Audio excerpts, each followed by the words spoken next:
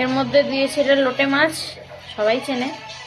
এর মধ্যে দিয়েছি নুন হলুদ দিয়ে মাখছি, দিয়ে একটু বেসন দেবো। দাও, একটু বেসন দেওয়া হয়েছে যাতে মাছটা ভেঙে না যায়। এবার এটাকে মেখে রেখে দেওয়া হবে। আর একটু লঙ্কা দিয়েছি, শুকনো লঙ্কাটা যেটা গুঁড়ো করে রাখা সেটা, এটা ফুল গুঁড়ো না, একদম পুরোপুরি গুঁড়ো না, সেটা দিয়েছি। দিয়ে এটা ভালো করে মেখে নেব। এবার তেল দিয়ে দিলাম। এবার যে মাছটা মেখে রেখেছিলাম আস্তে আস্তে দিয়ে দেবো, কারণ এই মাছটা আবার তো খুব নরম টাইপের, আস্তে আস্তে ভেজে নেব। হ্যাঁ, দূরেই দাঁড়িয়ে আছি আমি।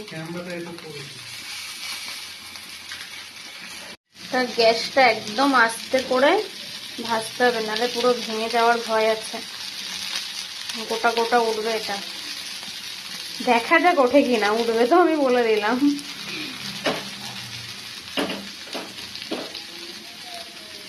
এখানে আছে রুই মাছ, যেটা শুধু মাথাটা কেটে মাছটা পরিষ্কার করে নিয়ে এসছে, আমি বাড়িতে পিস করেছি। আর ওরা যে পিস করে দেয় আমার একদম পছন্দ হয় না। এখানে দিয়ে দিয়েছি কড়াইতে তেল, আর লোটে মাছটা এরকমভাবে কয়েক কোয়া রসুন এরকমভাবে দিয়ে এরকম ভেজে রেখে দিয়েছি।